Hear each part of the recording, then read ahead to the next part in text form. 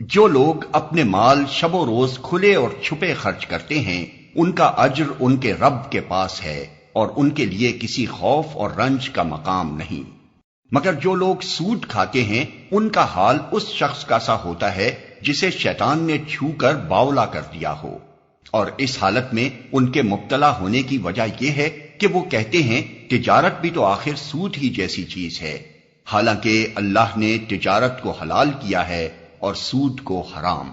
لہذا جس شخص کو اس کے رب کی طرف سے یہ نصیحت پہنچے اور آئندہ کے لیے وہ سود خواری سے باز آ جائے تو جو کچھ وہ پہلے کھا چکا سو کھا چکا، اس کا معاملہ اللہ کے حوالے ہے، اور جو اس حکم کے بعد پھر اسی حرکت کا اعادہ کرے وہ جہنمی ہے جہاں وہ ہمیشہ رہے گا۔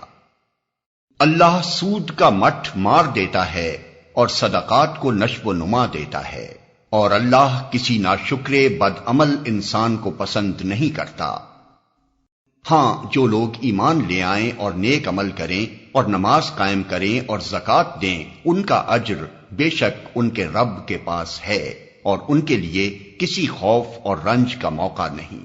اے لوگو جو ایمان لائے ہو، خدا سے ڈرو اور جو کچھ تمہارا سود لوگوں پر باقی رہ گیا ہے اسے چھوڑ دو اگر واقعی تم ایمان لائے ہو، لیکن اگر تم نے ایسا نہ کیا تو آگاہ ہو جاؤ کہ اللہ اور اس کے رسول کی طرف سے تمہارے خلاف اعلان جنگ ہے۔ اب بھی توبہ کر لو اور سود چھوڑ دو تو اپنا اصل سرمایہ لینے کے تم حقدار ہو۔ نہ تم ظلم کرو نہ تم پر ظلم کیا جائے۔ اللہ اور اس کے رسول کی طرف سے تمہارے خلاف اعلان جنگ ہے۔ تمہارا قرض دار تنگ دست ہو تو ہاتھ کھلنے تک اسے مہلت دو، اور جو صدقہ کر دو تو یہ تمہارے لیے زیادہ بہتر ہے اگر تم سمجھو۔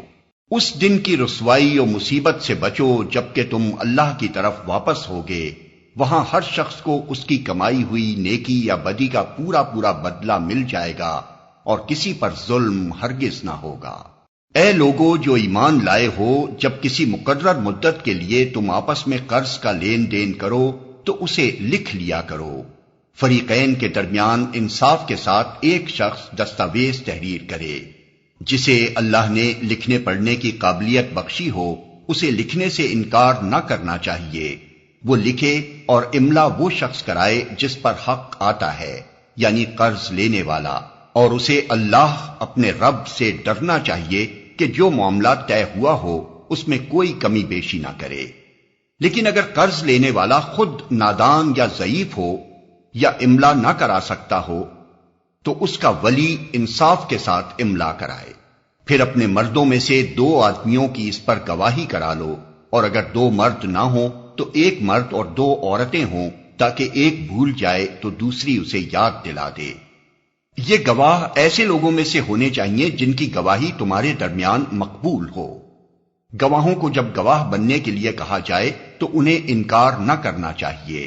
معاملہ خواہ چھوٹا ہو یا بڑا، میعاد کی تعیین کے ساتھ اس کی دستاویز لکھوا لینے میں تساہل نہ کرو۔ اللہ کے نزدیک یہ طریقہ تمہارے لیے زیادہ مبنی بر انصاف ہے۔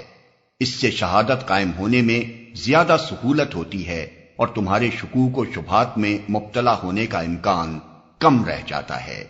ہاں، جو تجارتی لین دین دست بدست تم لوگ آپس میں کرتے ہو اس کو نہ لکھا جائے تو کوئی حرج نہیں، مگر تجارتی معاملے طے کرتے وقت گواہ کر لیا کرو۔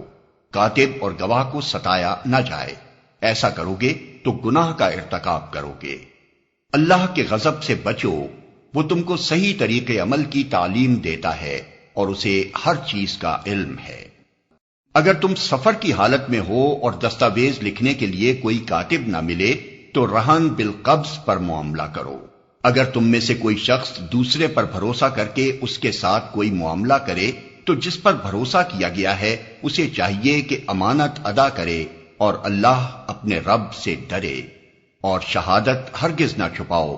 جو شہادت چھپاتا ہے اس کا دل گناہ میں آلودہ ہے اور اللہ تمہارے اعمال سے بے خبر نہیں ہے۔ آسمانوں اور زمین میں جو کچھ ہے سب اللہ کا ہے۔ تم اپنے دل کی باتیں خواہ ظاہر کرو یا چھپاؤ، اللہ بہرحال ان کا حساب تم سے لے لے گا۔ پھر اسے اختیار ہے جسے چاہے معاف کر دے اور جسے چاہے سزا دے، وہ ہر چیز پر قدرت رکھتا ہے۔